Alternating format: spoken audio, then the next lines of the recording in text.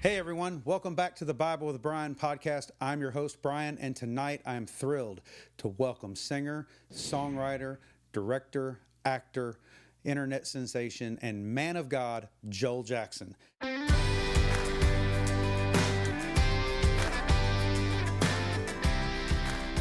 My name is Joel Jackson, and I'm a Christian musician and worship leader from New Albany, Indiana. I need you. I need you. My tagline on social media is that God saved me from suicide and unbelief, and now I sing songs for Him. Welcome to the Bible with Brian, Joel. Thanks for coming, man. Glad to be here, man. What have you been doing today? What did I do earlier? I kind of so my mornings usually consist of like trying to get content ready. All right. Like I shot a bunch of content at church. We're Monday right now. I shot a bunch of content on Sunday at church, just those little reels that you see. And then today I posted one of them. So doing that, and then getting some planning in, and just I don't know. It's weird. All right, so you've been worshiping at a church up in Ohio, Yes. and Yeah. that's about to wrap up, huh? Yeah, man. So I've been there for 4 years. Big, massive financial need for me. 3 years ago or 4 years ago, up until about 6 months ago, when the worship ministry like really started to kind of do its own thing. And so, because a lot of people are like, why in the world are you driving 2 hours to a church and it's like part time?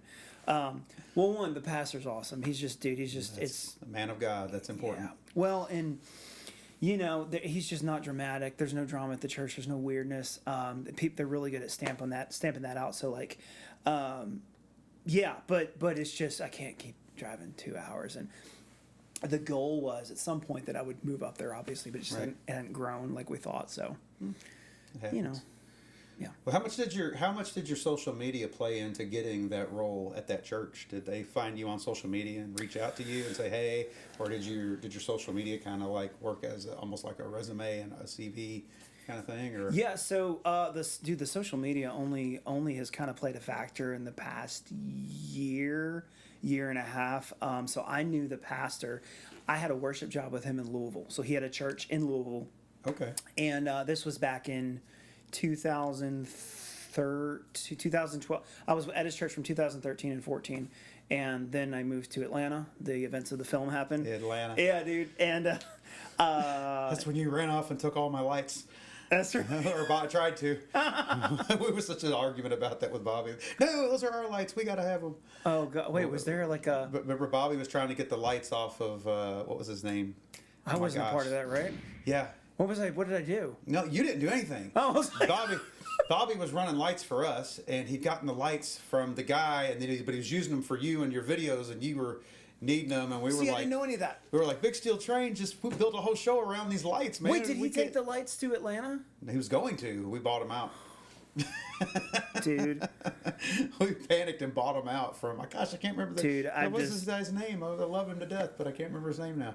that's It's slipping my there. mind. There are so many things, and I love so many people, but there are so many things after Atlanta that I found out after the fact, and I was like, I didn't know that. I didn't even know. Welcome. I didn't even know he was going to bring Well, lights. we hardly knew each other, you and I, at Yeah, that time yeah, at all. yeah. I really knew more of Bobby because Yeah. he came from Jim Reed, I think was his name. He came with Jim, and then he was working with you. Yeah. and so that's really kind of how I met you. I That's think was right. really kind of through Bobby. I remember the first show Bobby had me come out. So Bobby was, I had been doing like the local Christian music thing since like 2008 to really 14, and I remember reconnecting with Bobby and seeing him at one of your concerts, and just being like, "Hey, dude, like you did a good job with that." We had we kind of had a super crazy dramatic ending with one of our sound guys, and we were looking for someone else, and yeah. So, and then I guess he accidentally meant to steal your life. No, he's a good guy. All right, well, this is the Bible with Brian. Yeah. So Yeah. I appreciate you coming in, and I'm going to throw some questions at you. Just do the whole interview thing, see how you do it. You know what you want to do. I thought about sending them to you earlier, and I thought, what fun would that be? That's no fun, dude. That's no fun. Let's keep it candid. Yeah. Our viewers want to see this. We're gonna have this all over the web. Heck Hold on. yeah. I'm gonna blow this up. So all right, let's start. I just got like just a couple, 1, 2, or 10, something like that. Okay. You know. Nice. So how did you get started in music? Tell me that. Oh, dang. Okay. This is actually this question is like not my favorite because it's like everyone answers it the same. So can I answer it a certain way? However Okay. you want. So I grew up in like not a good situation, like super strict religious, not close with family, not close with just anyone. And I'd say that plays an important part. They took us to church, and like for some reason, like I don't know, man, I just saw the worship leaders on stage, and I just thought it was the coolest thing ever. But then like not having that closeness with my family, like everything was, I just felt like God was my only friend. And so going to church, I would have like these worship experiences, even as like a 10 or 11-year-old. This is what's crazy. I knew I wanted to be a worship leader for the rest of my life at age 11. Never changed. Nice. Never changed. Never, not that there's anything wrong with like, you know, a cover band or any of those things, but never went into any of that. So like, yeah. And I So you've never really played as like a secular band, secular music kind of thing? No. Sweet. Not like I said, not a negative So situation. pure. I know, it sounds so pretentious. No, it's awesome. Yeah. No, so dude, yeah, I was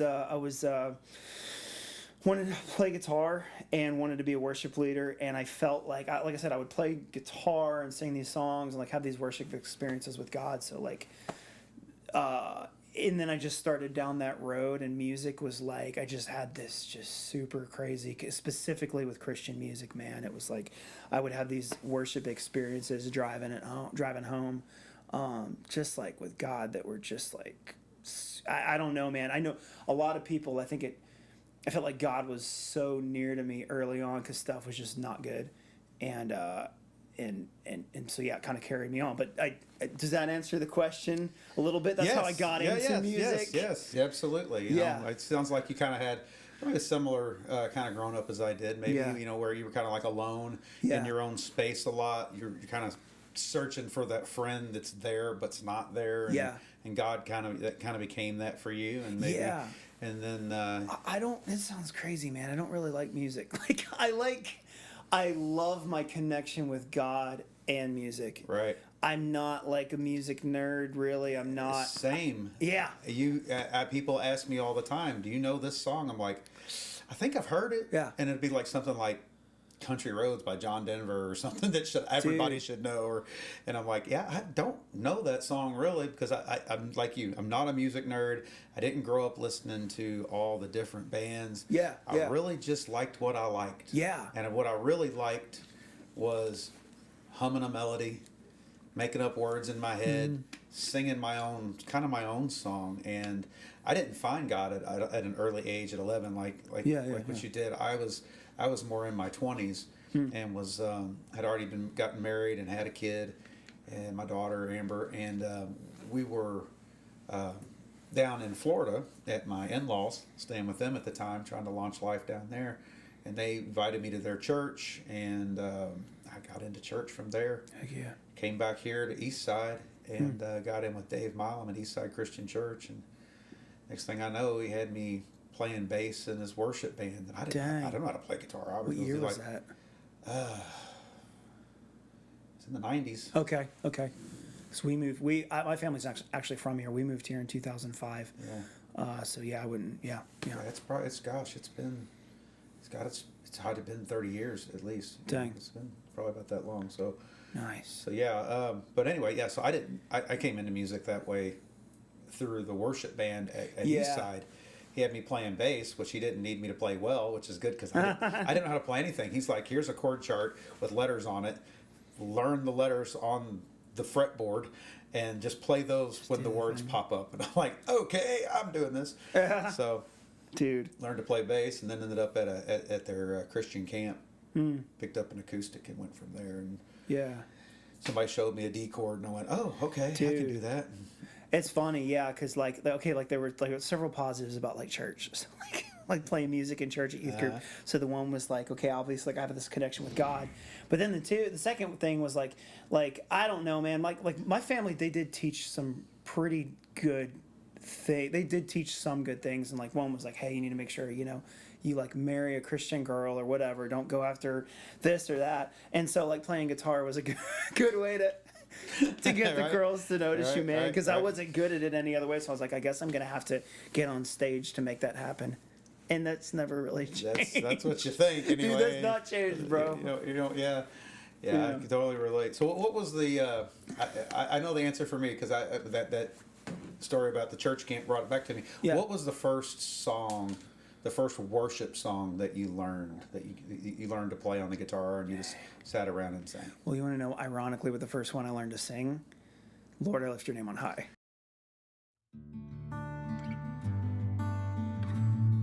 Lord, I lift your name on high, on high.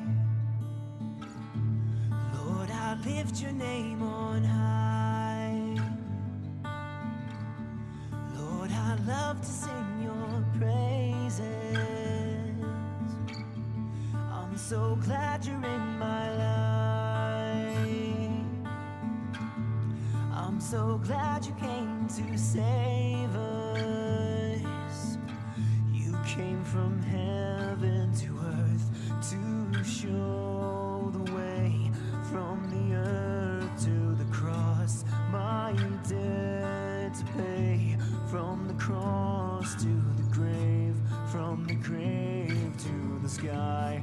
Lord, I lift your name on high.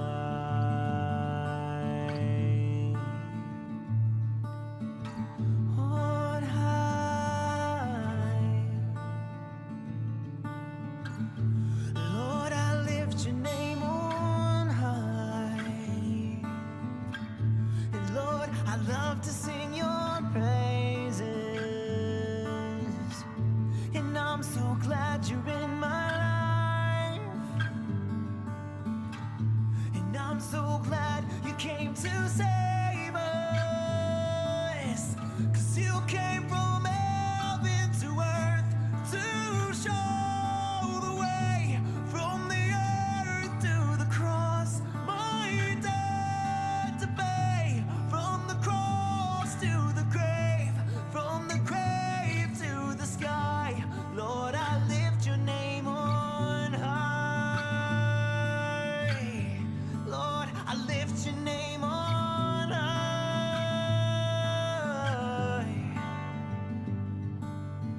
'Cause you came from heaven to earth to show the way, from the earth to the cross, my debt to pay, from the cross to the grave, from the grave to the sky. Lord, I lift your name on high. Lord, I lift your name on high. Lord, I lift your name on high. I was wondering if that was And when which is funny because like I said, that song kind of like blew stuff up for me on social media, and I hadn't even sung it in like 30 years or something. Yeah. So, but the first song I learned on guitar, oh gosh, it's like every move I make, every move I make, yeah, I'm making yeah, you. yeah. I make me move, Jesus. Yeah. Yeah. So that was we're man. We're gonna play some guitar and play some songs later on. I hope. Oh, heck yeah. And do a little something for these folks out here, and Dude, that'd be cool. We'll That'd be- throw a couple of those in there. Mine was "We Will Dance." Do you remember that song? I don't know if I And remember. we will dance on streets that Yeah. are Yeah, golden. yeah, yeah, and yes. glorious. Yep. Yeah. Okay, when I you don't sing know it- who sang it, but that was somebody at the Maybe church Vineyard, maybe Vineyard. camp. I don't know. They were like 90s and 80s. Because Maybe. my You parents, would know. We're gonna my- you get your mashups Yeah, going. dude. Yeah, well, my parents would do. They had a bunch of CDs from like it was like old vineyards. It was like 80s and 90s, and I remember that Yeah. specifically. That Well, it was the coolest thing because the guy I knew how he showed me how to play a D chord. Mm-hmm. This guy at the church camp, and like I said, I was playing bass at the church camp. And Yeah. The guy that came in, the worship leader, he showed me the D chord, and then he said, "Put your pinky here," and he ding, ding, ding, ding, ding, ding, ding, ding, ding, ding, and he walked it with his pinky, and I went, "Oh, that's cool. I thought it was the coolest thing. I yeah. went home and rented a guitar from Doo-Wop Shop and started playing guitar Just from went that for point it. forward. And yeah. That's cool, man. So what musician or artist Yeah. would you say shaped you the most? John Foreman, Switchfoot. Switchfoot. Switchfoot. Like I said, growing up was weird. And you know, my parents ended up, you know, changing a lot of beliefs, which is good. But so like rock music in like the early 2000s, it was like real hard for my dad to be like, I don't know, it was just something about Switchfoot like, was kind of like on the edge. well, and crossing over. Back then, the thing was like the devil is disguising these Christian chords and things, and it's the devil's music that's going to make you do whatever. So, but anyways, they chilled out and they let us, they let me start listening to like Switchfoot. Should I bring that? That'd be fine. Yeah. So my older brother would listen to a lot of like music, like Christian music and CDs, and buy stuff, and like him and his friends. So like I ended up just getting real into Switchfoot, and yeah, man, like they're I guess Christian music and worship music, in my opinion, now is super cool. In 2000, it was not cool at all. Right. Like not cool. Other than like a couple, like maybe Third Day was super cool, but they weren't even considered worship music. That was mine. That was mine. Mike Powell, Third Day. Oh man. And then in the secular world, it would have been Creed and Scott Stapp, because they Yeah. almost sound the same a little bit. They got kind of the same vibe. Yeah. I remember somebody handed me a Third Day CD when I was down there in Florida. I had just become a Christian. And I'm like, listen to this. And I'm Yeah. like, whatever. And I listened to it. And I'm like, I'm coolest thing sold ever. forever, Coolest man. thing ever. I'm still singing. And Hush Harbor, we do a Blackbird now off of that first CD. Yeah, still. And dude. it's such a fun song to do. Yeah, it was the Switchfoot thing. He just had like, he was kind of, like that whole song. Like, well, the two songs that came out when I first started listening to them, one was Meant to Live and the other was Dare You to Move. And it was just like growing up in just a weird thing where no one was connected, and like no cousins, no grandparents, like just kind of isolated, hearing those words and lyrics. Like I feel like my whole life has been like God just daring me to go do something. We got the pups. We got the dogs coming in. Yeah, that's fine. It's all right, Rusty. Come up here. Makes it more buddy. natural. Come on, get up there and lay down. Don't stop the iPad. Yeah. So, but yeah, man, just like the lyrics were really good, and I haven't, later on, I haven't followed them as much, but like, yeah, John Foreman of Switchfoot, and his whole like, he was just real like into theology and a lot. He would make I don't know. He was almost like a C.S. Lewis type for Christian music. It's weird. Wow, I didn't realize he was that deep. But Mike Powell, for me, it was just that. Oh yeah. That raw, that guttural energy, that raw power he was putting into his vocals. That's really what got me. I love it. Yeah, man. What? So you and I just played a concert together Yeah. at Derby Eve Faith Night at Safe Harbor Christian Church. My band Hush Harbor, we were there, and we were there honoring Scott Shireman, Yep. who has passed away. You were there as was just yourself. Yeah. And then we also had, I guess, the Graceland Worship Band, which was Yep. put together from several different worship Graceland campuses, and then I Against No One. And we all kind of had this connection through Scott Shireman. Yeah.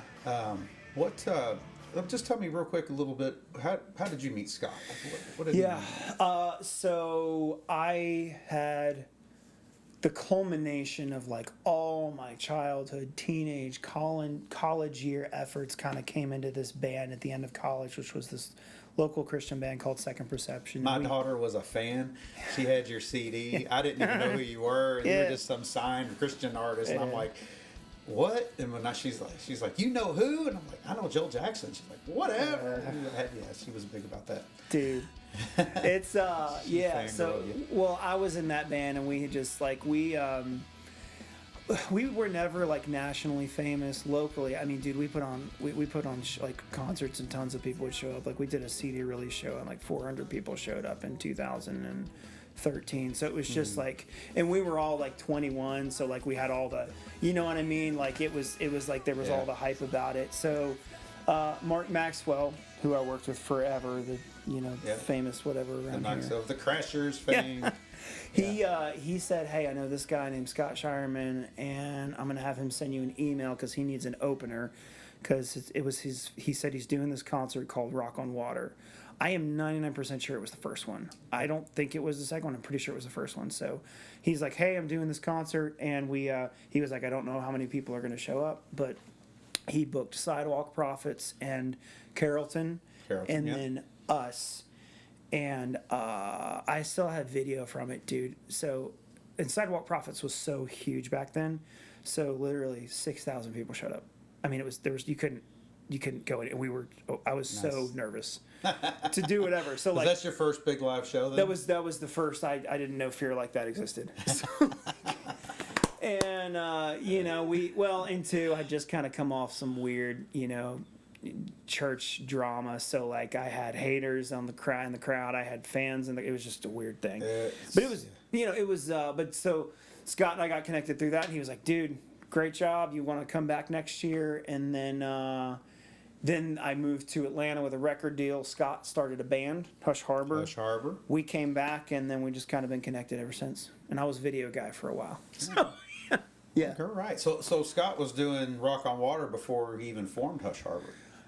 Yes. I remember there was something about I don't know. Like I said, 99% sure the first Rock on Water was with Sidewalk Prophets. Okay. And I think after that, and he started Hush Harbor, I think it was a band for a year before he told anybody.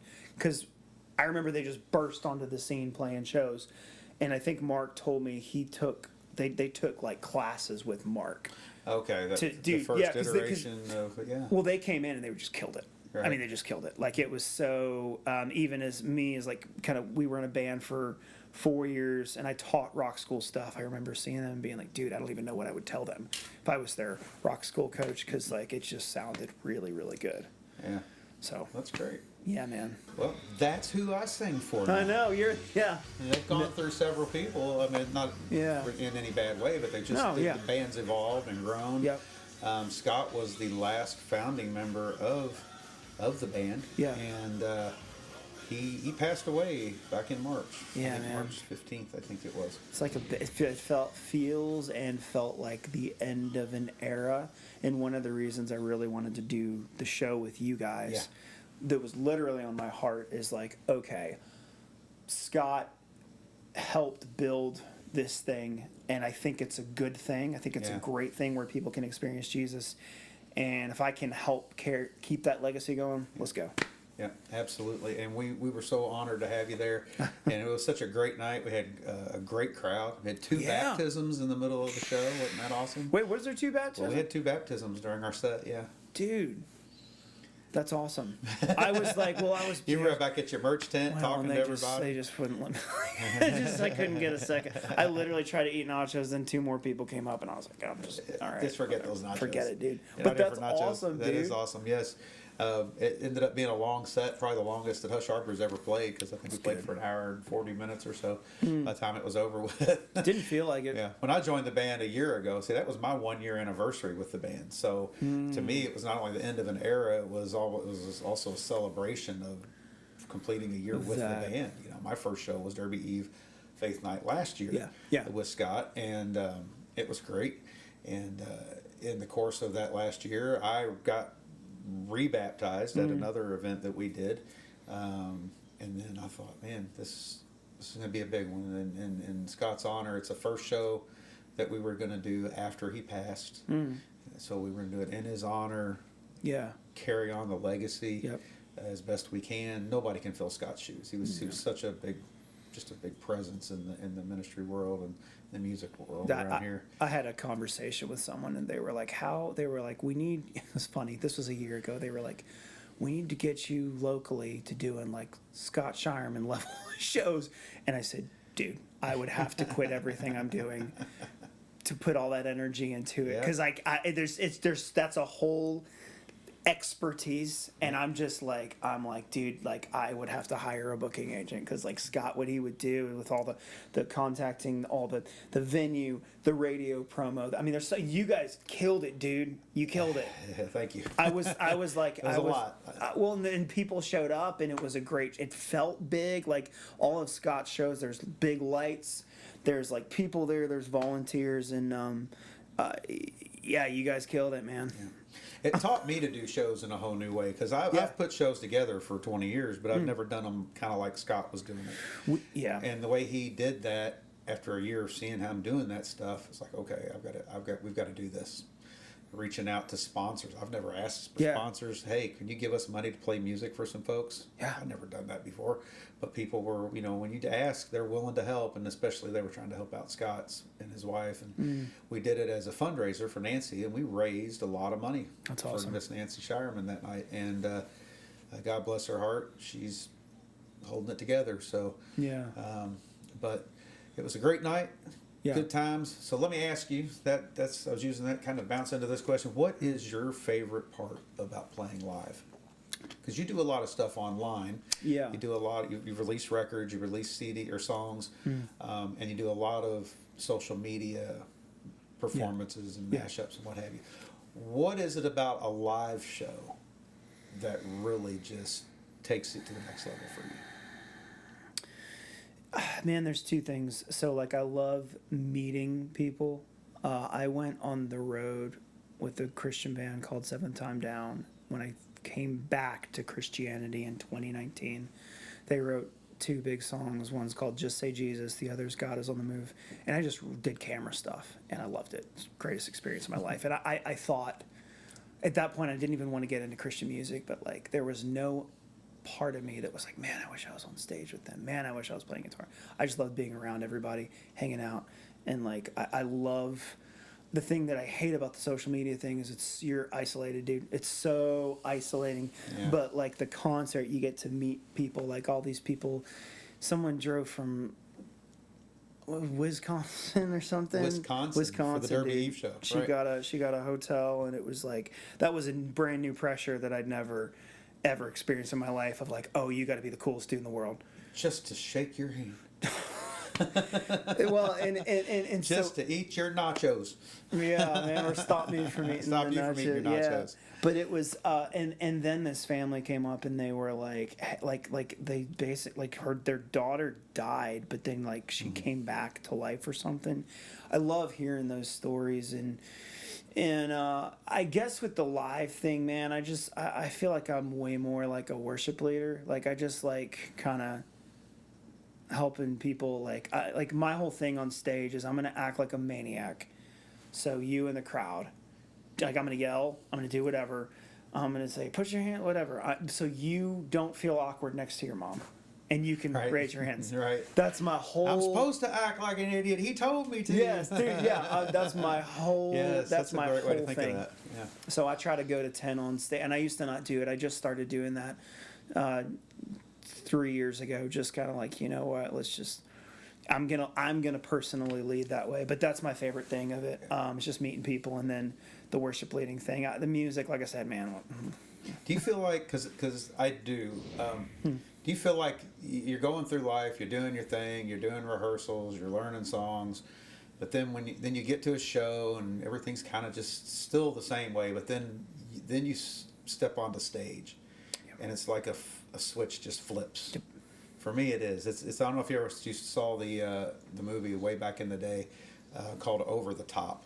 It was an old, I think it was a Sylvester Stallone movie, and he was an arm wrestler. And he'd walk up to the table and he'd arm wrestle competitively. And he'd come up, and when he got there, he'd take his hat and he'd spin it around. When he flipped it around, he was in a whole different mode. Yeah. And to me, that's kind of like the first time I ever set foot on stage to do a show. It wasn't a Christian show, but it was in one of my secular bands back in the day. But that was kind of how it felt to me. That was my first time on stage. Somebody called me up. They knew I sang, and I hadn't sang in that kind of venue yet. And the band that was up there knew me, and they said, "Come up here and sing a song, Brian." And I came up, and we sang a Hash Pipe by Weezer. Something crazy, something stupid, you know. But it was like, as soon as I stepped up on stage, it was almost like I just felt this energy just take over. And it's like, okay, now go do this thing. Yeah. And then it was over. You come off stage and you're like, whew, and it's all off of you again.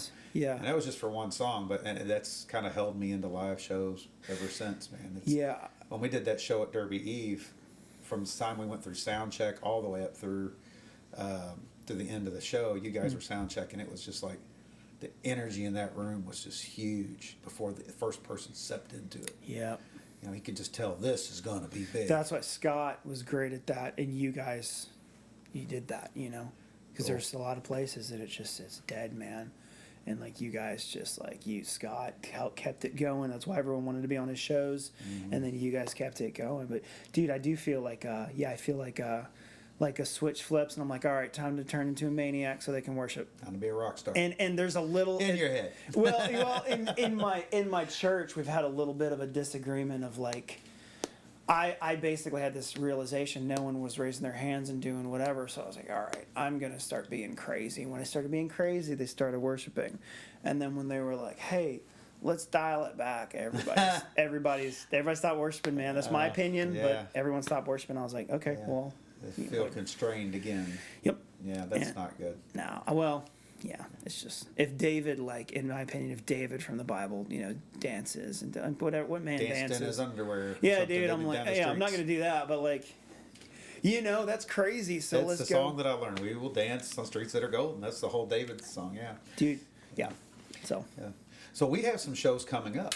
Actually, Yeah. Hush Harbor and Joel Jackson. We're going to do some shows this year. We've got July 3rd at the Evangel Conference Center. I think it's called the Conference Center. Paul's going to correct me on that, but it's the Evangel Worship Center in J-Town. That's July 3rd, I think, and that's just Joel Jackson and Hush Harbor.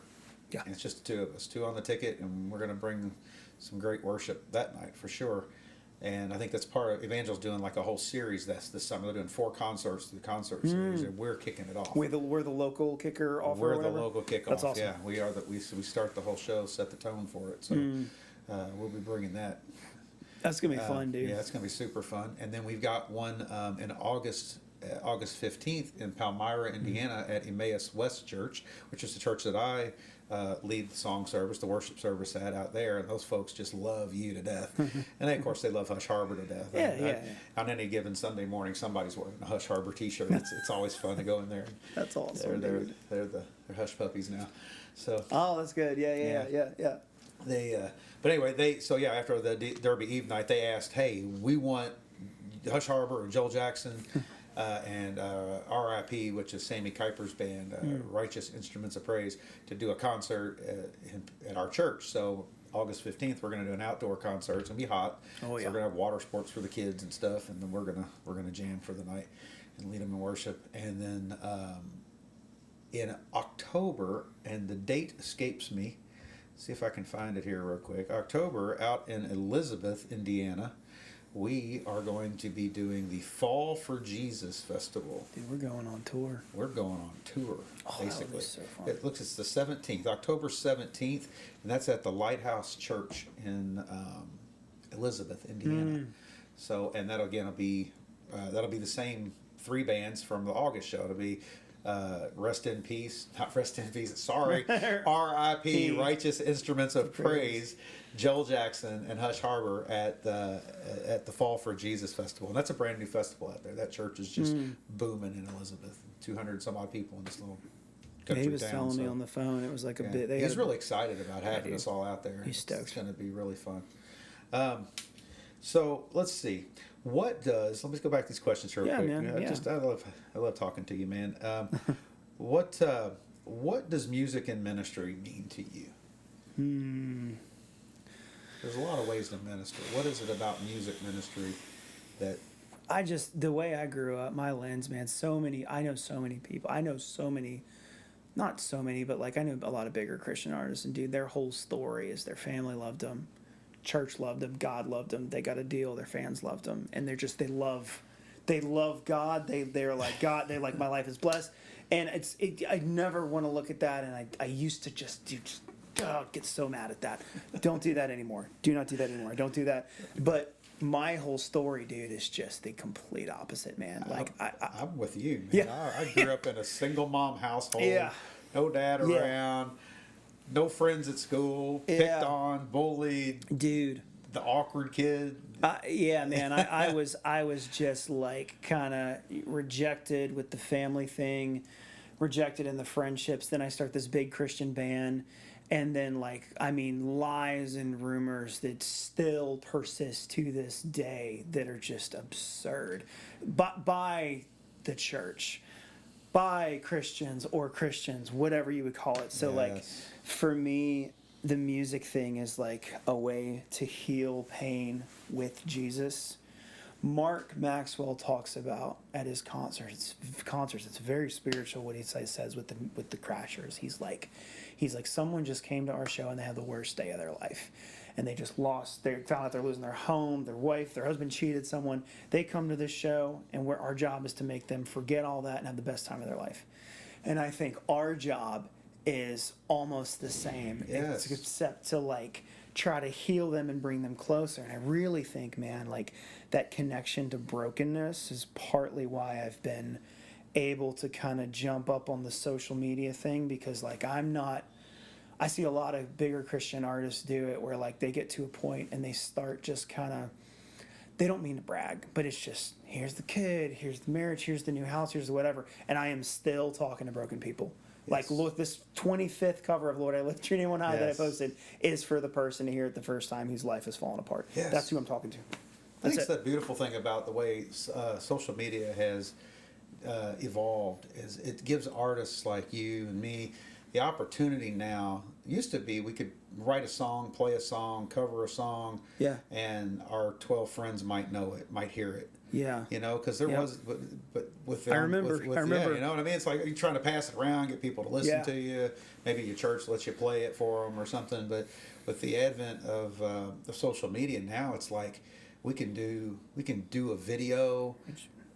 We can just pick up a guitar and record ourselves on our phones, put it out, and a song that from the 90s or the 80s. I mean, you're doing 80s and 90s mashups of all these old worship songs. Yeah. And songs that, as a worship leader, when I'm looking at my book or my catalog and I'm saying, what are we going to play this week?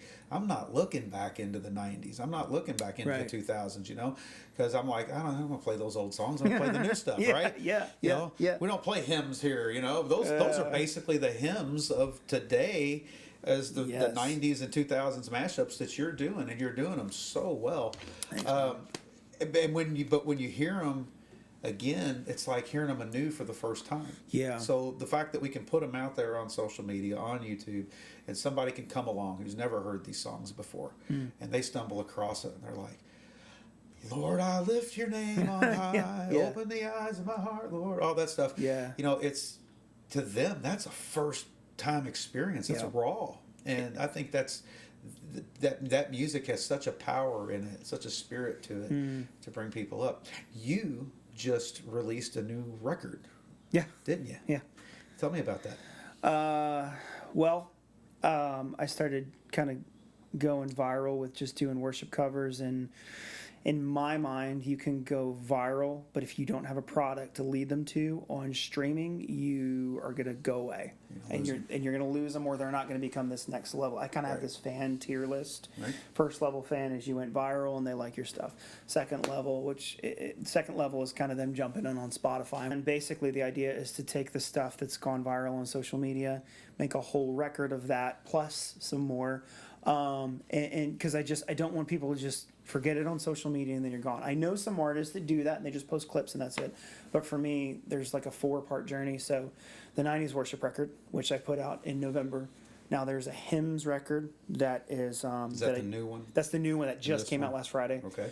And then I'm gonna put out a kids worship record. Oh, Yeah, fun. dude, that's one's gonna go nuts because That's gonna be fun. people are waiting for that one. They didn't care that much. The hymns record, it's like that's fine, but the kids worship record. Then one more is gonna be the early 2000s worship record. This is all over the next 2 years.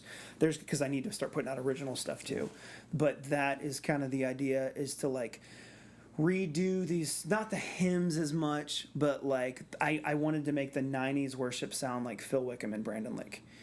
The kids worship record is going to sound like super modern, basically, because a lot of those kids songs Gonna from go the K-pop, 90s. are you? No. No, I'm not going K-pop. No. My daughter's a crazy K-pop fan. It's going to have elements of like, yeah, there's going to be some crazy, just, it's going to be fun. I'm trying to give vacation Bible schools and Sunday schools something modern Yeah. to like really, like I'm going to go find some like kids to make a dance up and we're going to film it like a music video so the kids can learn the hand motion. The kids every other record probably doesn't exist once the kids record comes out because it's just like I have to agree. people want that. I'm jealous you thought of it before I did. Dude, no, do it, man. Do it, bro. Let's have 7. A collab. Let's have 7. Yeah, that's awesome. Yeah. But you mentioned original music. Oh, well, first off, Yeah. where can people go to find your records, the 2 that you've put out? Yeah. Where can they find that? So if you just type in my name on pretty much any platform, any of the streaming platforms, it should be the first one that comes up. The best way to do it is to Google. The complication is there is an Australian Joel Jackson. I think I stumbled across him today when I was watching videos. I'm almost past him, and I hate to say that, but he's done all these films, so those articles, famous articles, go above everything else. Right. But my social media is now creeping up, so if you type in Joel Jackson Christian singer, you'll find it everywhere. Even if, because it's at the point where now the algorithms throw it up front. Even Spotify and Apple Music and all, it should be just type in Joel Jackson. Nice. It's the first one. That's awesome. I don't know. Well, you mentioned original music, Yeah. and you writing original music now? You got some stuff going on? Yeah. So if the philosophy is I can't do this cover thing forever. Your biggest favorite Christian artists are not cover artists. Right. You can start there, but you can't end there. So for about a year, I've been writing consistently, like all the time, because I have to put I got to put a hit out. Like especially with the kind of the numbers of social media are at, I've got to get a hit. So I'm going to start putting out an original song probably every 2 months. At some point. So in between the cover records, I don't know how I'm going to, it's complicated, dude. It'll come together. Yeah. God willing, God will make a way. Yeah. You and I got together a couple of weeks ago, Yeah. and we actually, right here in the studio, and wrote a worship song. Yeah. Called "Holy Like You Are," and it was beautiful. It was just raw. Dude. It was organic. We sat down here and just played the guitar, and then 20 minutes later, we had the framework of a song, and I've taken that now to Hush Harbor. Yeah. Hush Harbor's looking at it, and they're starting to mess with it now. And I've been playing it in my church at Emmaus West the last 3 or 4 weeks, and they just love it. They love it. They love that Joel Jackson's a part of it. They love the song, and they just love singing it. It's got such a great. Well, maybe we can play that here in a little while Yeah. when we get to that part of the broadcast. Yeah, it was fun. So, switching gears. Yep. Switching gears. You and I, a few years ago, Yeah. did a movie together. Look at that. Look what I found. I did not know that was on the other side of that. Gosh, man. Good Lord. Still got those posters around? You still see one of those? I've got a movie. I need to get you a movie size one. I've got a movie size one. Yeah, I'd love to have a movie size one. Look, I'm on there. There's my name, right there. Gosh, Dude, I was the jerk. I know. I was like, man. I was like Brian. I was like, the philosophy was the coolest, nicest guys play amazing villains. Not to stroke the ego, but dude, I was just like, Thank you for the opportunity. It was a fun experience, and I got that poster at the opening night. We did the opening night there at IUS and showed it on the screen, and everybody showed up, and we all sat around and signed all their posters. And that was a fun night. It was a great time. Gosh. So that's a transition then from music into video work for you. You made a movie about your life that was about your suicide struggle, and how God delivered you from suicide, and that was what was that was Rock for Jesus, right? Rock for Jesus, it's underdog, the story of the underdog, I think. Yeah. And that has then led you, kind of launched you over into a reality TV series. Yeah. How's that going? Oh man. Gosh, man. Okay, so this is kind of a long story, but I probably have to start with the movie. I'm still figuring out what happened. I was in a band, kind of with a bunch of people. Not every single person in the band, but like I was just friends with like a lot of people that like secretly hated me. If I'm being honest with you, I think a lot of family secretly hated me. Yeah. I think It was envy, maybe. You were getting too much of the attention. I think that was some of it, but I don't know, man. I could be totally wrong about this. I know people that carry a wave of arrogance. I really try to not do that, but maybe that's how it's presented sometime. I don't know. But I dated this girl. That thing didn't work out. I was in this big church for a bit, and it was just super, super toxic situ. I mean, when I got a job there, all the staff were talking trash about each other to me as soon as I got a job there. At a church? At a church. Of course. And, well, and yeah, and it was, this is let me just, I don't want any of these churches. It's not Graceland. It's not Southeast. It's not Northside. I won't name any others, but it's not those. I love those places. Those places have always been great to me. So there was a lot of drama out of that. So like I ended up getting another church job. Me and the girl broke up. Band members started leaving. The girl starts dating someone else. My church job is just the pastor's not doing well, and he's preached about it. So that's not me talking about him. Him and I are still bros to this day. My whole family was coming undone. All that toxic dysfunction growing up was now coming to a head as the kids are now adults. Everything just was. My brother got into my younger brother got into hard drugs. My younger sister was dealing with a lot of different stuff, and my parents were about to walk through a divorce. So I started mainly through dating the girl, just got suicidal over it, man. And there was this demonic element to it too that's very hard to figure out. But I ended up getting a record deal with Second Perception, sort of, and running. And this is where people who've seen the movie are going to start to understand. Okay. So the movie starts. It tries to portray that big time in the band or whatever. It tries to portray in the very beginning, here's this big band that's doing stuff, here's a love story, and then it immediately goes into everything's falling apart. Friends are falling apart, family's falling apart, and then I end up signing this record deal, and the only reason I signed it is I wanted to move away from here, not have to see that girl, not have to deal with anything, so I basically ran away to Atlanta, and just a bunch of craziness happened, man. Came back here and tried to kind of get that girl to date me one more time. She ends up getting engaged, and I'm just like, screw it. I'm just gonna make a movie. It's weird. A lot of people do drugs. A lot of people do whatever to heal the pain and drinking. And I don't know why. I felt like I had to make a movie out of the experience. And can you tell us what it's like dating Aaron Driver, lead singer of the Christian rock band Reborn? Oh, it's kind of a big question. Where do you want me to start? Just go from the beginning. All right, here goes. Dear God, we just praise you. Thank you for this awesome day, God. Be with us, that we play well. Life gets tough. My name's Aaron Driver. I sing in this Christian rock band. I had everything, a platform, someone who loved me, and great friends to share my life with. But I lost it all. God has abandoned me, and I'm going to end my life. You should come down, okay? Your story isn't over. Aaron, what are you doing? When all the world grows dark, there is still light. I feel so lost. I've lost everything! Every heart has a journey. People are counting on you! I just want my life back. Just say Jesus. Awesome.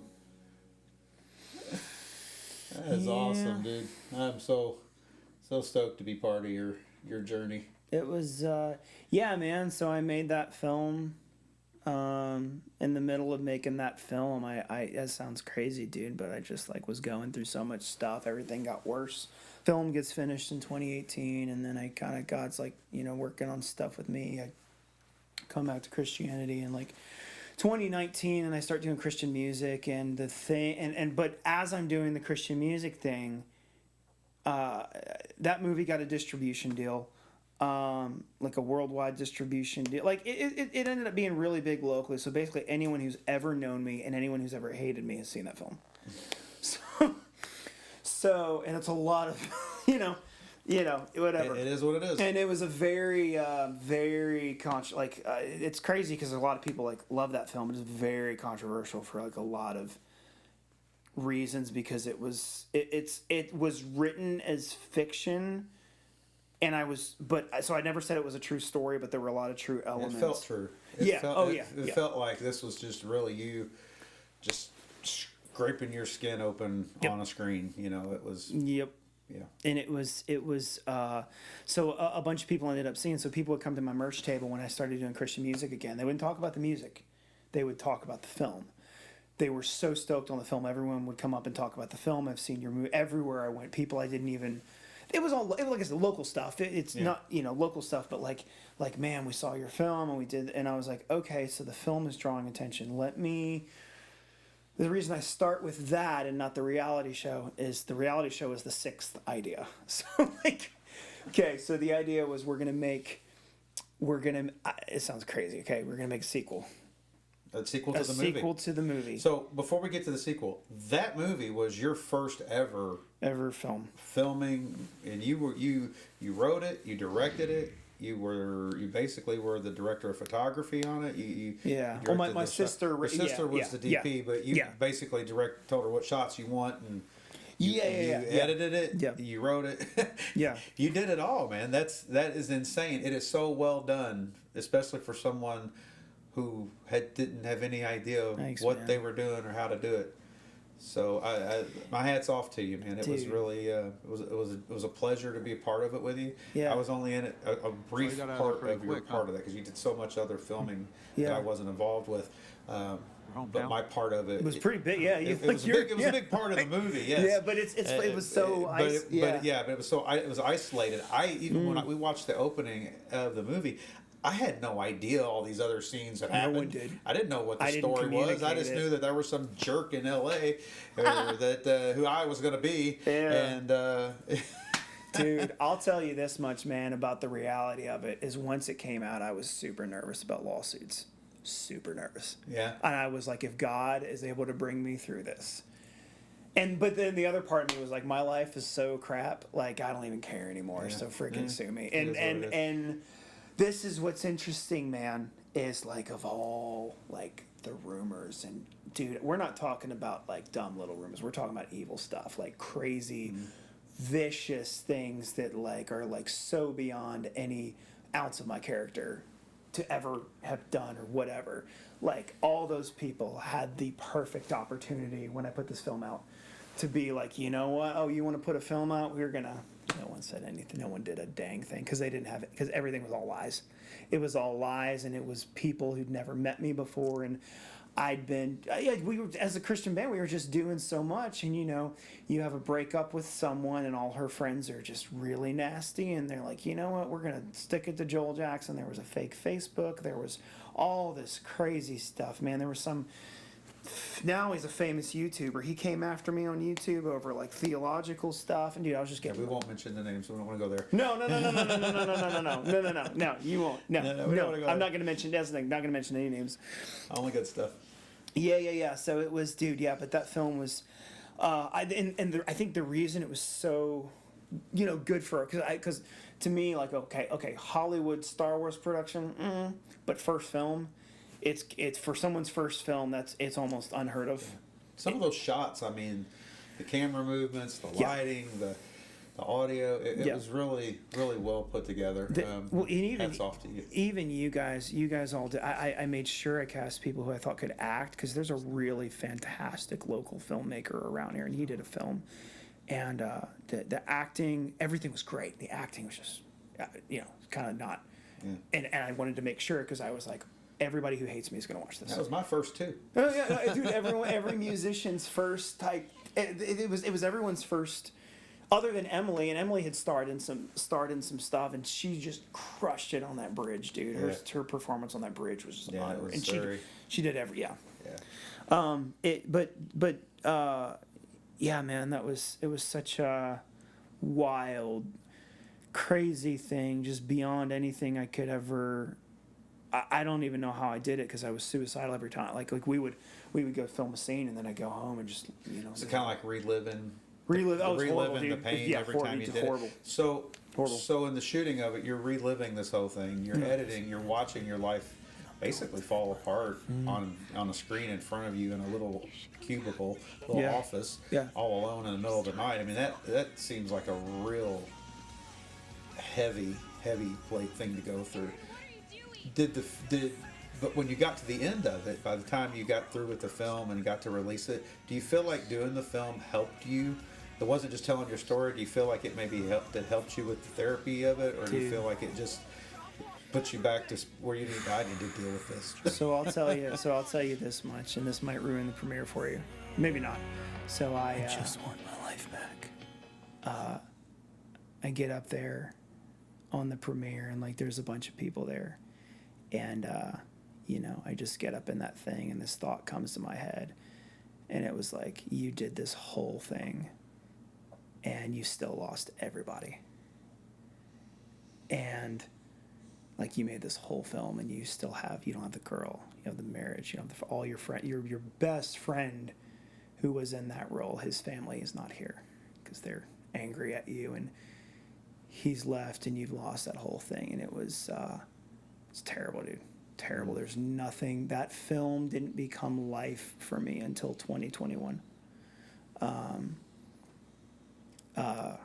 I was so proud of everybody. I couldn't believe how good everybody did, but just like, man, it was such a I hate this horrible night, dude. No drama, no anything. My parents had just got divorced. My mom came up, and I guess my dad was going to come, but he felt weird, so he didn't. And, I had my sister there, but then the other siblings weren't there, and it was like, it was just, I met this Christian band. God just like, the end of the film is literally like, God's not there, the friends aren't there, nobody's there, and he just decides to not jump. And I didn't even have that answer. I didn't even have that answer of why not, and it's just God, dude. He was like, no, dude, I got plans for you, and I know you got no one, but you're going to not jump off this rope. You're going to make this film. You're not going to end your life after you make the film. You're going to do the Christian music thing, and I wish I could say that was a great healing thing. Was that a thought at some point that you're going to get to the end of this film and then you want me to you're go just going there? to cut it? You want me to go there? Well, I don't have to. I can feel it. No, it's not. It's yeah. not that. Yeah, dude. So I was gonna finish. I was gonna do the premiere, and I was gonna kill myself because I was just done. And that It seems like it would be hard to go through. You lived it once. Yeah.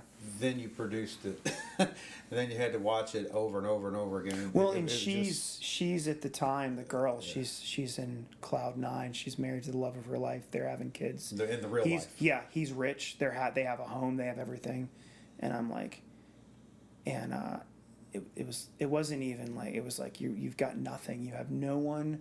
You're never going to be happy again. And talk about the devil just poking right at you. Finding your weakest spots and poking the devil. It says the devil's like a lion roaring about the earth, seeking whom he may devour. And man. There was such a demonic element that I wish I'd put forth in the film that I didn't, because there was such a vicious, demonic spiritual element to give me those thoughts, and like it was just. It was just a nightmare every step of the way, and it didn't become, like I said, it didn't become a blessing until like 2021, until many years later. And I was like, I can't tell any of the actors. I remember having the hard drive of footage being like, I'm going to organize this, so just in case I kill myself while I'm editing, my sister can do something with it, so no one wasted their time. And you guys, that was a part of the reason I didn't, is I was like, I can't leave this world and have ended it, and these guys be like, well, now we never get to see the film.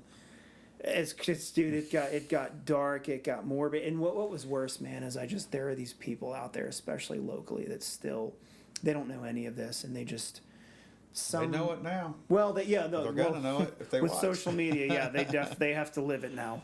They have to live Joel Jackson in their reality, but like.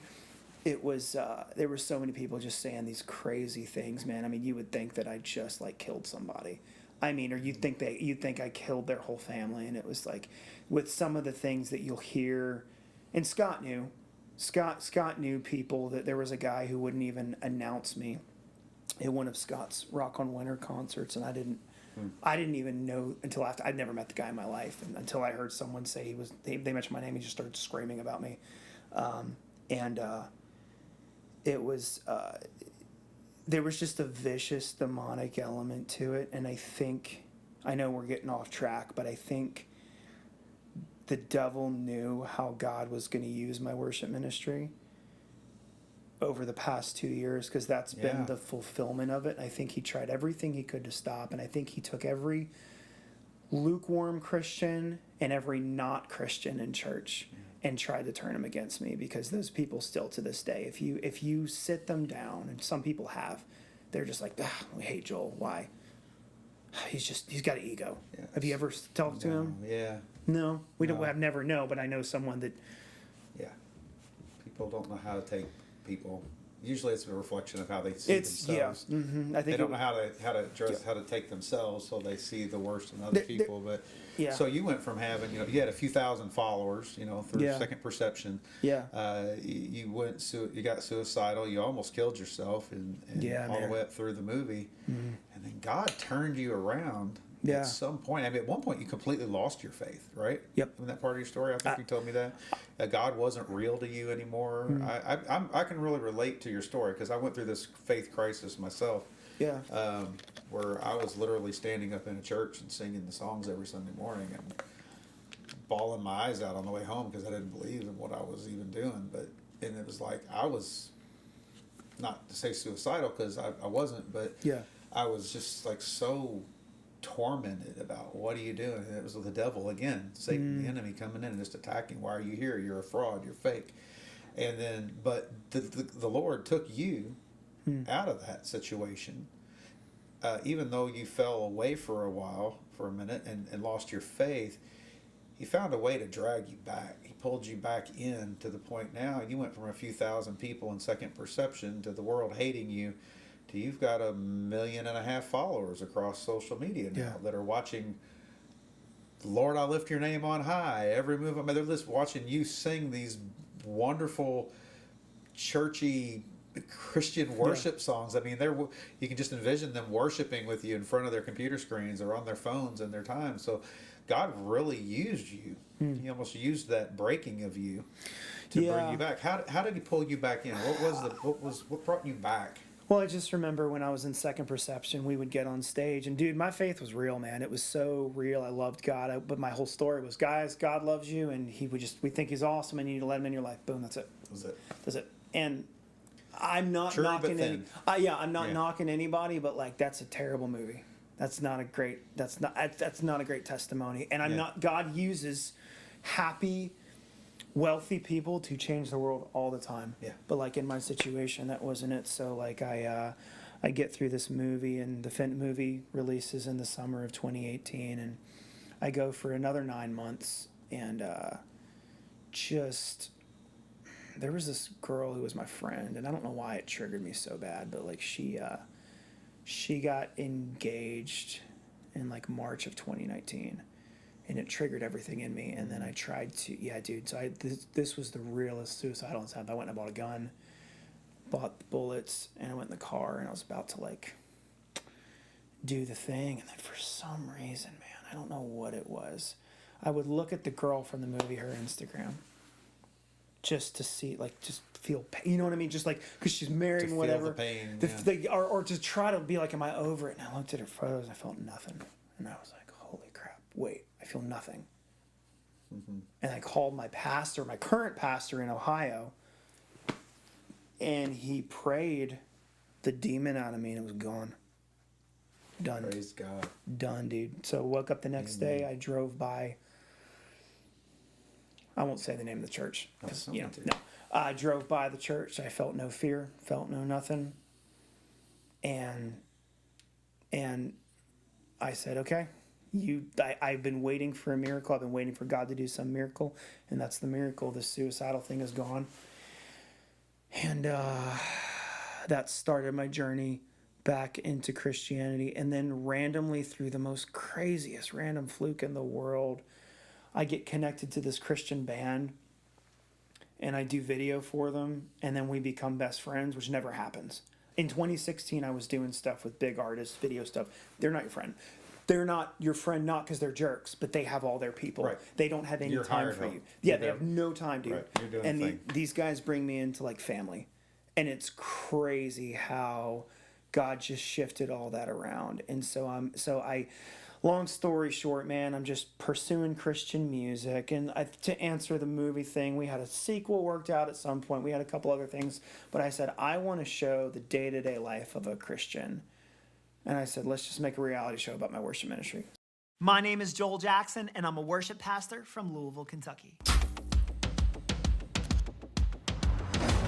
Guys, what is going on? My band and I are headed to a worship concert tonight, and we're gonna go tell some people that Jesus saves. So that's me, Joel Jackson, and you might have seen one of my worship videos online.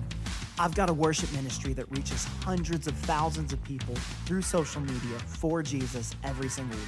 But this show isn't about what's online. This show is about my worship ministry behind the scenes and in person. And it gets wild. So let me show you what it's all about. Jackson, how are you, buddy? Larry, how are you? What's up, my friend? You've played before. We love having you out here. So, I'm gonna ask you to stand up. We have to go on in 5 minutes. Go ahead, just go ahead and stand up. Hey guys, so we are trying, no, Ashley. How are you sitting? I moved. I don't know. Okay. You're just gonna have to correct me constantly.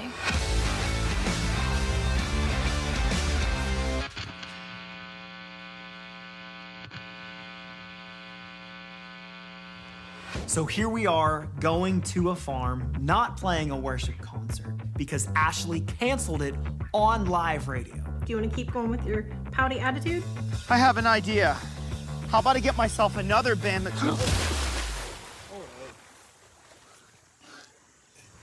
But I don't know if you remember. Do you That's remember that? yeah, Then I why remember. Are we here at a day of rest? Because I wanted to see the pigs. Come on, fast. Hi, Ashley. This is Cheryl. I work with Ametis Hospice. Hey. Well, why don't you tell me a little bit about what's going on? Basically, my mom is. The doctor thinks that her body's basically just shutting down and preparing, for the death process.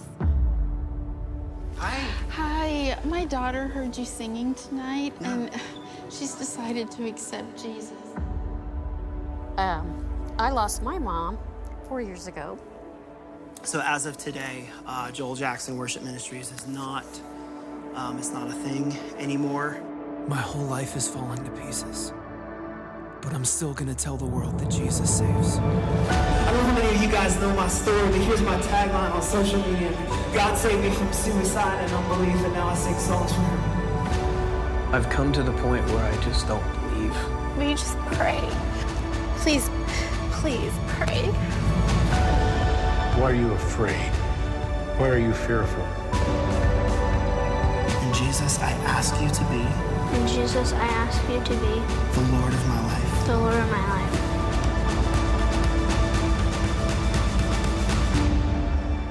I'm rebuilding my life on Jesus. I heard he can make all things new.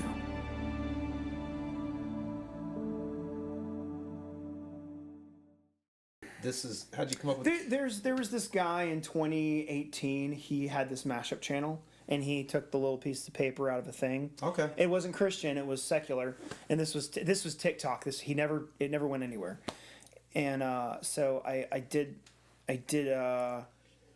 just sat down, and then I started to improve the lighting, got the back lighting, the forward lighting. Then I said, man, I really need to make them feel like they're in a church.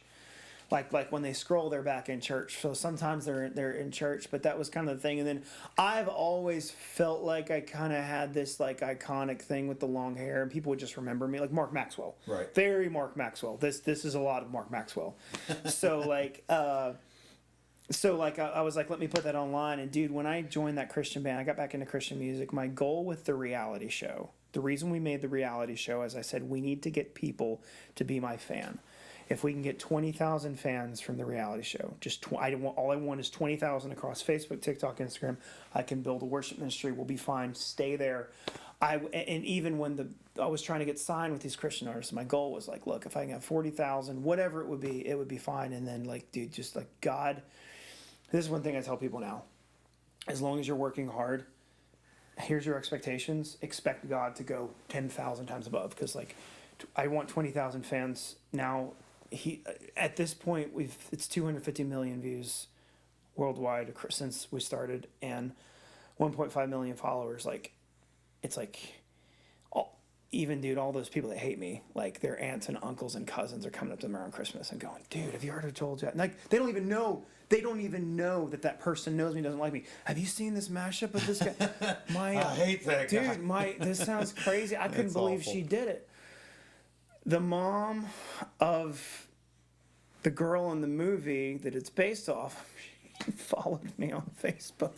Nice. No, and I'm like, here's the deal, dude. Like, okay, there is a dramatic effect to the film that I do regret. A little bit of poking and prodding and being like, oh, you guys want to forget me? Well, screw that.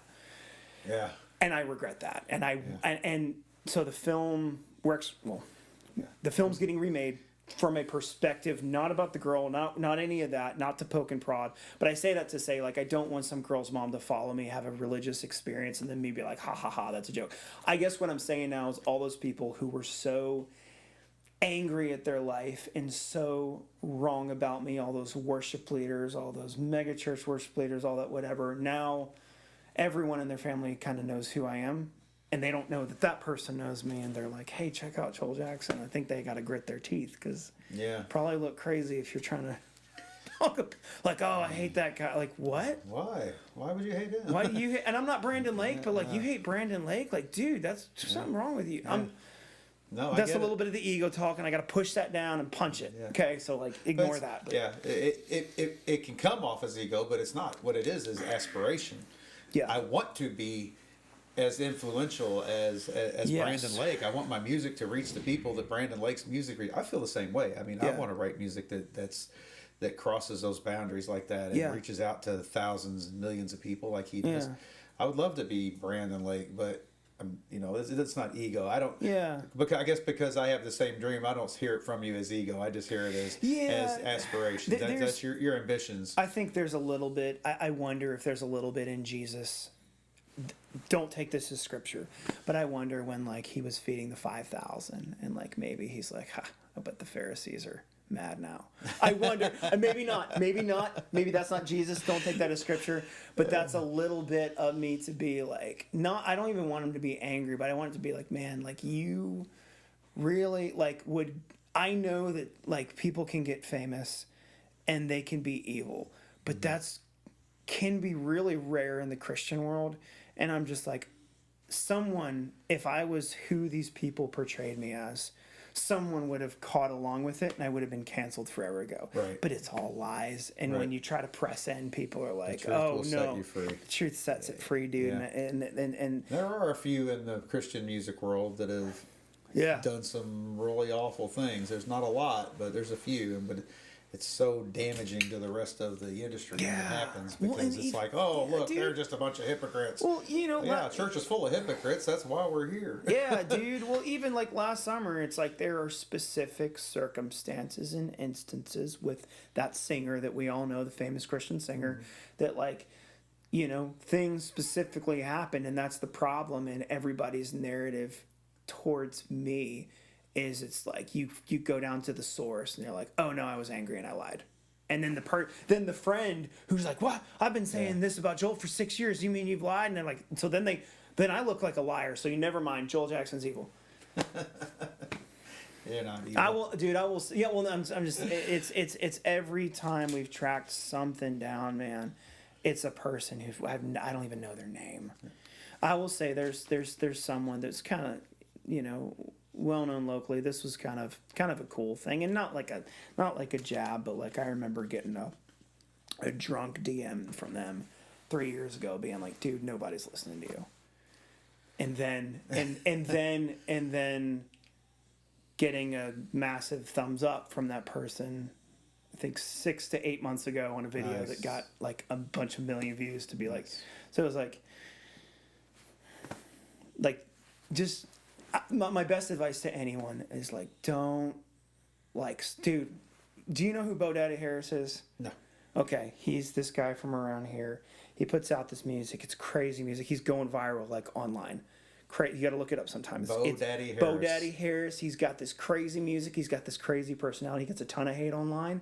The music is wild, and I'm one of his biggest cheerleaders because I'm like, dude, like the DNA of someone that's going to fail in everything is you go and you throw stones. Yeah, Don't absolutely. throw stones. Don't throw stones. Yeah, people that are doing it don't have time to throw stones. Yeah.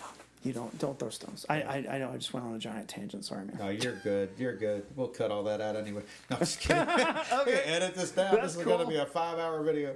No. All right. So real quick, last thing before we get into some music. Yeah. Because I do want to get into some music because we are musicians first and foremost, and I love that we share that musical brotherhood there, especially in Jesus. Yeah. But what's something interesting about Joel Jackson that your fans just don't know? When the TV show comes out. Wait for the show? No, I'm no saying spoilers. there's No yeah, spoilers. there won't be. There literally know everything. What's just something quirky about Joel that's like... You'd have to get like my band manager. Like you have to get Go people on ask my the team. band. They'll have to tell you. Who is your band? What's your band? You said you got a band. Well, I had a whole team for the reality show, and everyone's kind of on break now. Not a hate break, just like production break.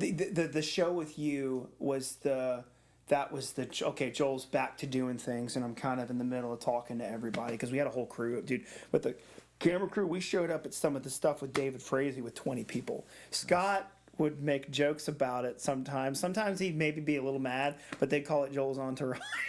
Because 20 people, like we'd have 5 camera people, we'd have the merch and Anyways, quirky. I mean, hold on.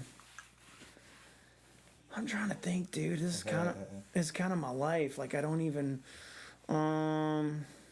I play video games, kind of. Call of Duty. What's your favorite video game? What's Call of Duty, dude. Or a little bit of GTA.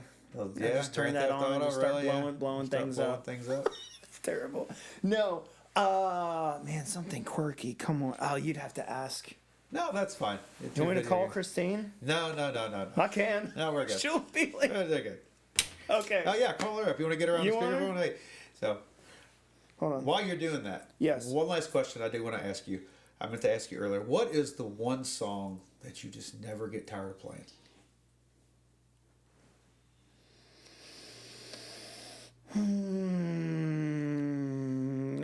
It's the third day. God of Wonders. God of Wonders beyond your galaxy. Never get tired of it. I get tired of everything else. I get sick of it. Yep. Yeah, I love that. Sick of everything else. Whenever I get a question like that, I'm like, you got to talk to my like if it's about me, it's like you got to talk to my team because they'll know all the annoying. You know what I mean? Like, I don't know. Here's the funny thing. Most of the questions I asked you during this interview, are the questions that my the Hush Harbor IT guy or our social media tech gave me to write for a bio for our webpage. I couldn't answer any hilarious. of them. Oh, dude, okay, yeah. That's hilarious, I don't know. I don't talk about me like that. I don't think about that stuff much. So it took me like the first time he sent out this list of questions to everybody in the band. He's like, "We're putting this website together. Here's some sample questions, guys. Answer these, and I'll put them up." And everybody's answering them and giving them back to him real quick. And it's taken. I was supposed to have it done before the Derby Eve show. Oh, dang, okay, He gave it to me the week before the Derby Eve. I'm like, Lord, man. My name's Brian. I'm a Christian, and I sing for Hush Harbor. That's it. That's all you got. Gosh, dude. But no, now I've actually answered them now. But I was like, you know what? These are great questions. I'll have to throw these at Joel and see. But like you said, some of these questions, like I don't know. Yeah. I don't think of myself. What's something quirky or weird about me that people don't know? I don't know. I've pretty much told everybody everything there is to know about me at some point. So if you don't know, you're not paying attention. Dude, why aren't you watching the TV show? That's funny, man. Yeah, the TV show will answer. Yeah, it's just a straight up look into what a show's like. I went on a date with my ex-girlfriend and we filmed it. And With your ex-girlfriend? Yeah, dude, we filmed it, bro. My ex-girlfriend was at your movie premiere, with her new boyfriend, and I was sitting on the other end. Yes. Dude, I was so in my head, bro. I was there alone, and she's on the other side with her new guy. You and I were probably feeling the same way, dude. Probably pretty much. I told you, our stories are a lot closer than you might think. That sucks. I'm sorry. No, it's great. She's awesome. She's living down in Florida now somewhere, doing a wonderful thing. Got her own life going. God bless her. I love her forever. Dude. She was a sweetheart, but she deserved a lot better than I gave her. You're good. It is what it is. God works in mysterious ways to put us where He wants us when He wants us there. Yeah. So, well, enough of the ham session. How about a jam session? Let's do it. Let's play something. Let's. We just gonna. Yeah, just grab the guitars, and I think they'll pick up. I think that's pretty close to tune. It might be a little out of tune because I didn't want you to sound better than me. Dude, if she the reason I put the person I called on my reality show is she would just start railing on me. Railing on you? Yeah, Oh, that'd be great. In a funny way. Oh, dude, yeah, that'd be great. What are we gonna play here? Okay, where are you capoing? You going on 3? Joel Jackson on the Bible with Brian, y'all. Thanks for staying in here. We're gonna make some noise now. Hope y'all are enjoying this. Do you want to do God of Wonders? You know that one? I do. I don't know the chord structure until we get started. So where are we at? It's like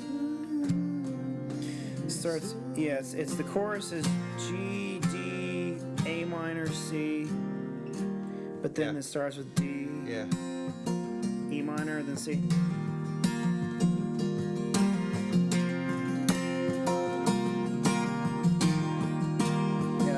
Like D, then move it over, then go to C,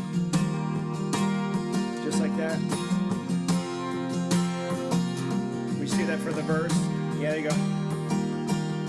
It's like, Lord of all creation, of water, earth, and sky, the heavens are your tabernacle.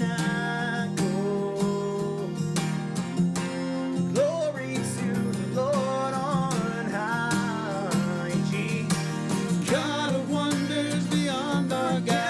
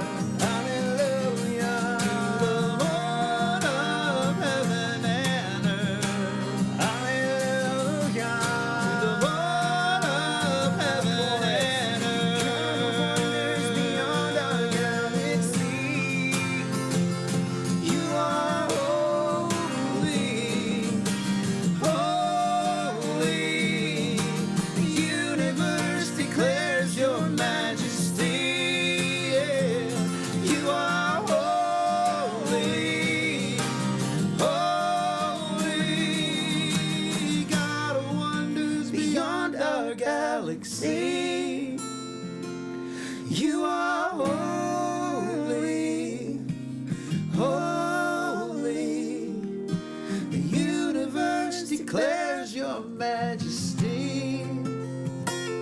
You are holy, holy, Lord of heaven and earth. Lord of heaven and earth. Lord of heaven and earth. Lord of heaven and earth. One more. Heaven and earth. Lord of heaven and earth. Doesn't really have an ending. It just That kind of really- it just kind of goes, Yeah. dude. Yeah, I love that one. You know the Revelation song? Mm-hmm. You play that. I can't put that up on before. Oh, you do that keyboard?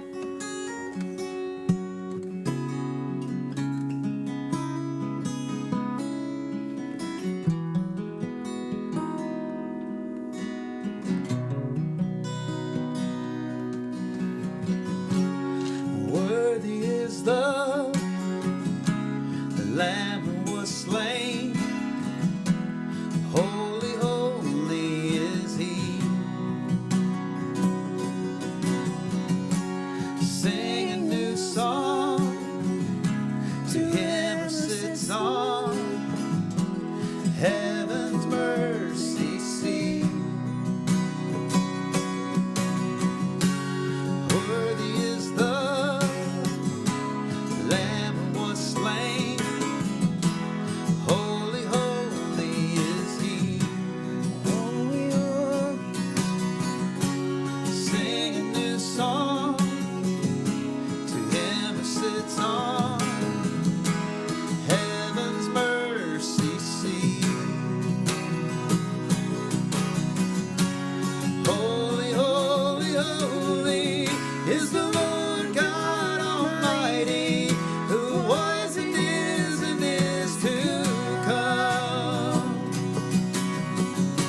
With all creation I sing praise to the King of Kings. You are my everything, and I will adore you.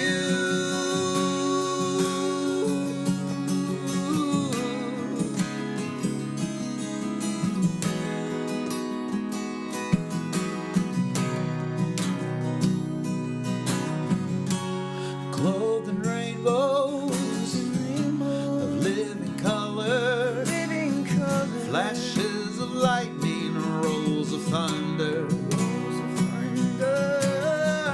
Blessing and honor, strength and glory and power be to you, the only wise King. Holy, holy, holy is the Lord God Almighty, who was and is to come. With all creation I sing praise to the King of Kings. You are my everything, and I will adore you.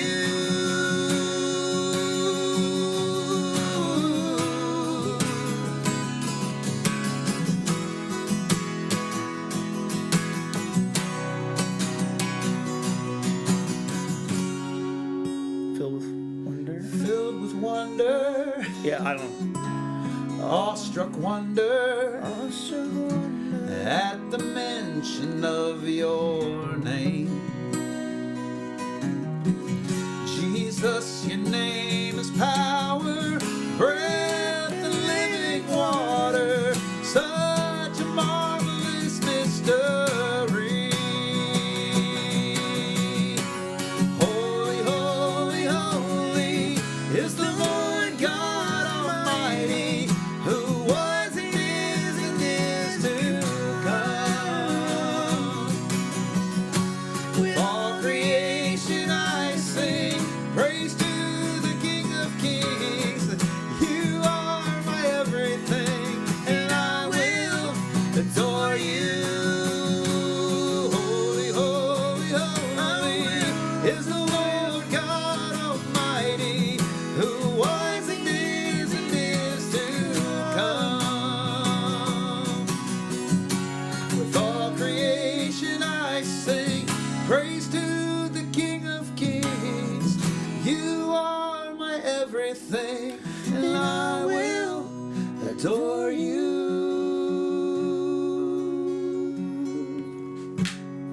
you like a guitar pick? Sick.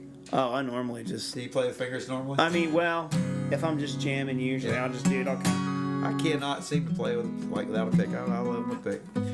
So, sick. That's cool, dude. That's so fun. That's I fun, hope dude. everybody out there is enjoying it. I'm sure they're digging it, or maybe they don't care. But I'm enjoying it. I'm having a good time. I need to make sure I'm not covering you. No, you're fine. I can cut to camera A. Oh, nice.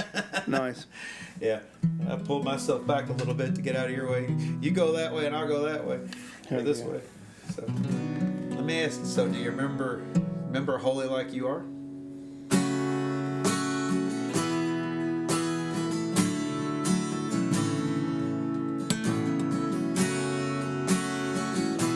Now, I've changed up the melody a little bit. No, so do it, man. Do it. It might be a little bit.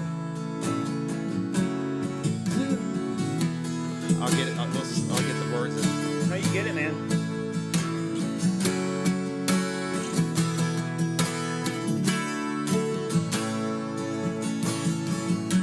Revealing me the walls between your heart and mine. Give to me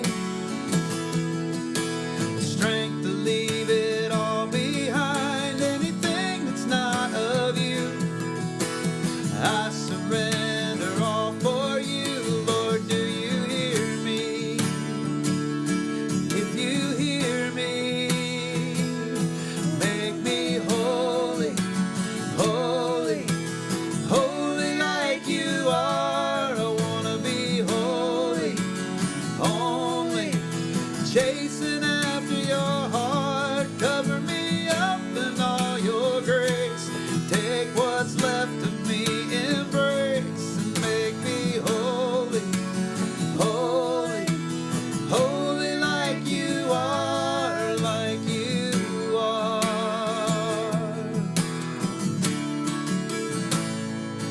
like you are.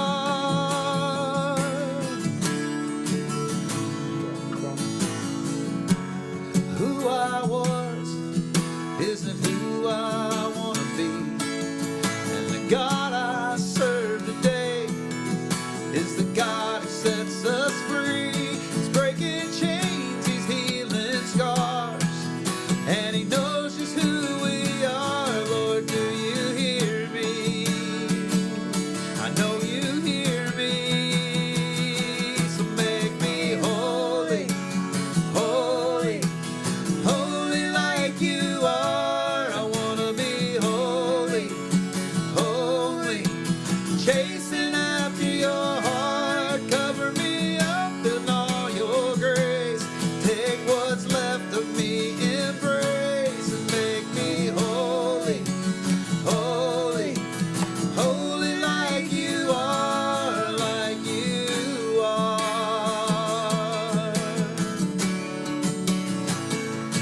like you are. Bridge.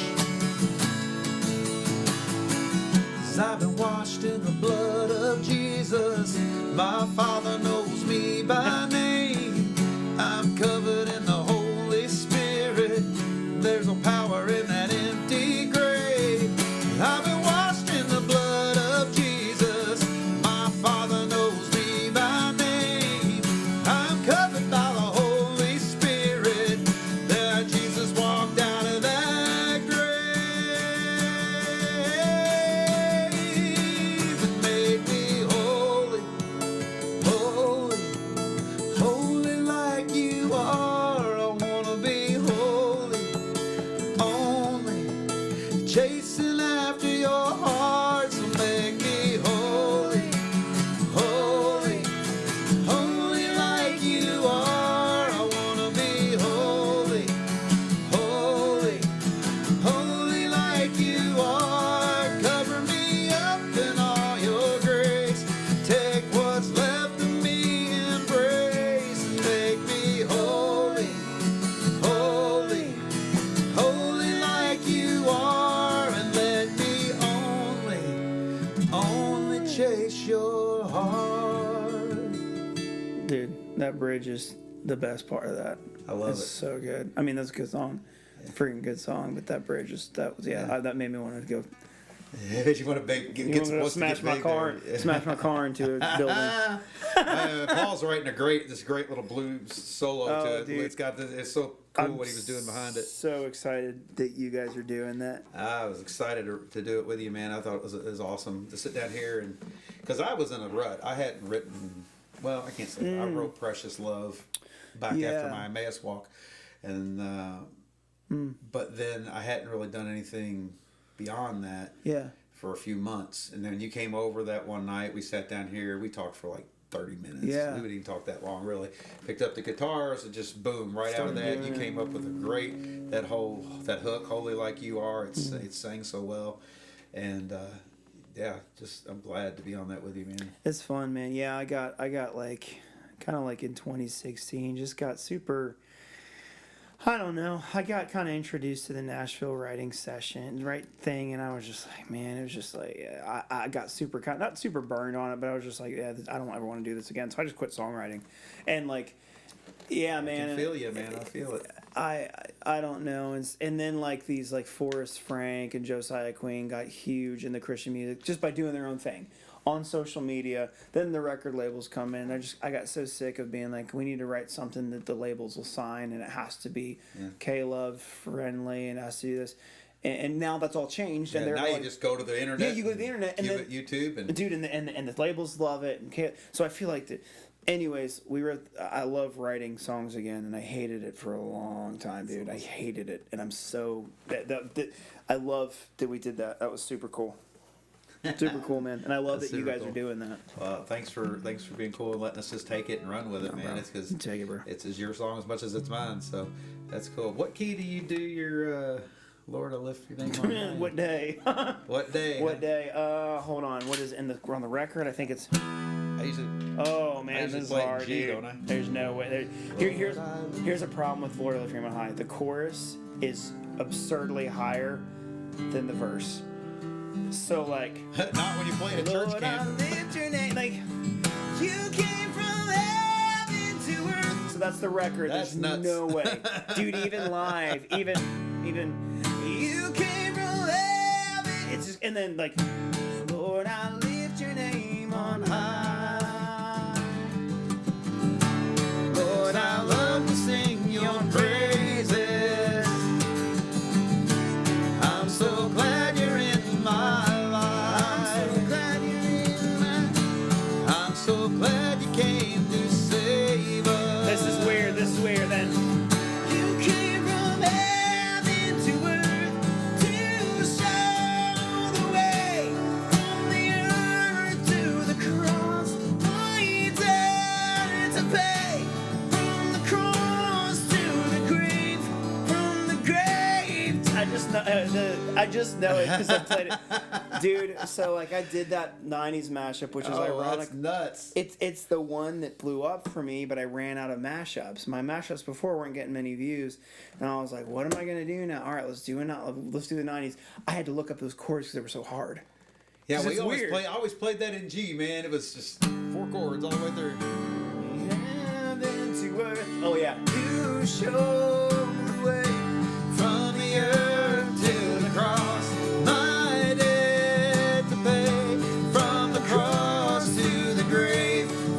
Grave to the sky, Lord, I lift your name on high. Yeah. I guess it's an A minor. Yeah, it's an A minor, not an E minor. I went to A. It's weird, man. Yeah. So that one's crazy, dude. That's fun. They loved the shout to the Lord thing. That kind of got big with that. That's an E, isn't it? Shout to the Lord, all the earth, let us sing. Power and majesty, praise to the King.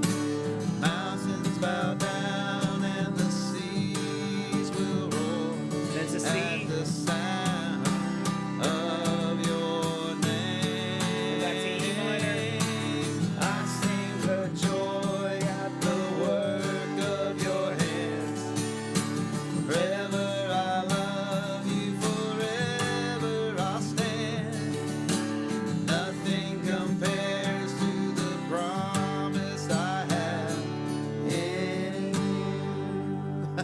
Dude, okay, I can't prove this, but you know that song "What an Awesome God" by Phil Wickham? What an awesome God is in it. What he read? Well, he wrote, that wasn't him. That was Rich Mullins, wasn't it? Right, but then they redid Did he redo it? and it's been massive. But so, hold on.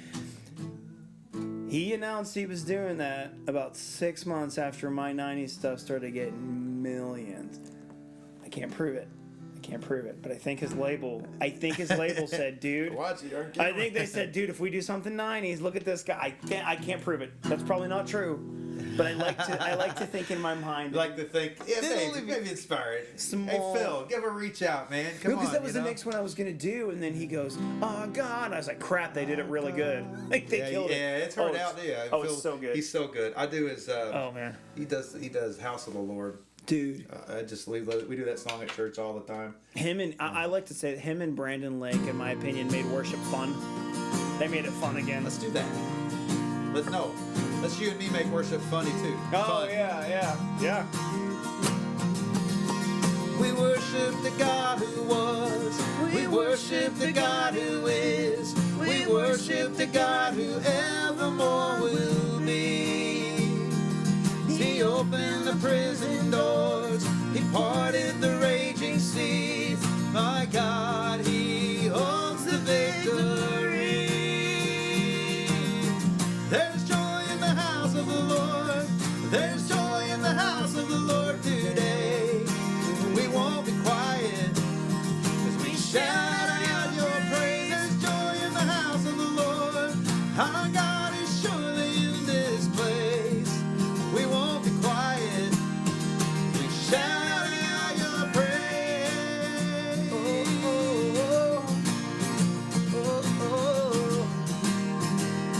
I love the second verse. Yeah. We worship the God who heals. We worship the God who saves. We worship the God who always makes a way. 'Cause He hung upon that cross, then He rose up from that grave. My God, still rolling stones away. There's joy in the house of the Lord. There's joy in the house of the Lord today. And we won't be quiet as we shout out your praise. There's joy in the house of the Lord. Our God is surely in this place. We won't be quiet as we shout out your praise.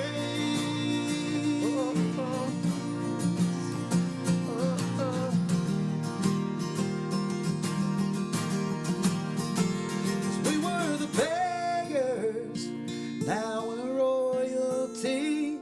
We were the prisoners, now we're running free. We are forgiven, accepted, redeemed by His grace. Let the house of the Lord sing praise. There's joy in the house of the Lord. There's joy in the house of the Lord today. And we won't be quiet as we shout out your praise. There's joy in the house of the Lord. Our God is surely in this place. Oh yeah, we shout out your praise.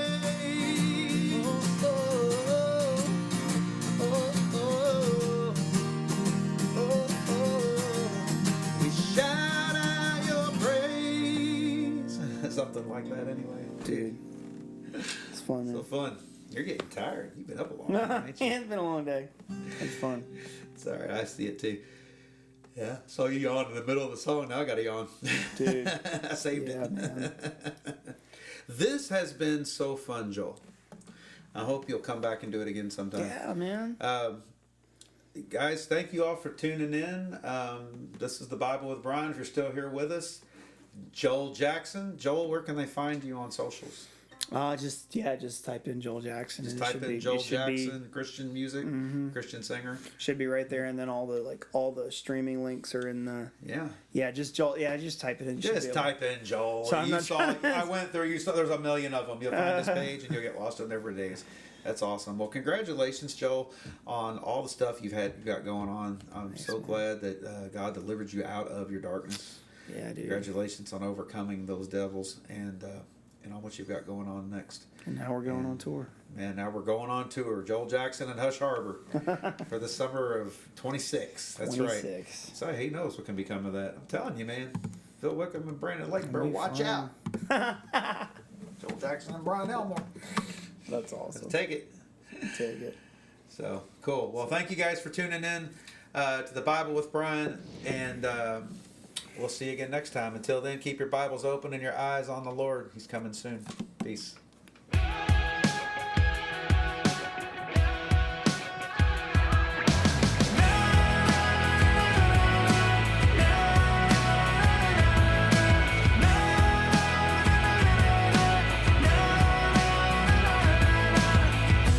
Lord, I lift your name on high.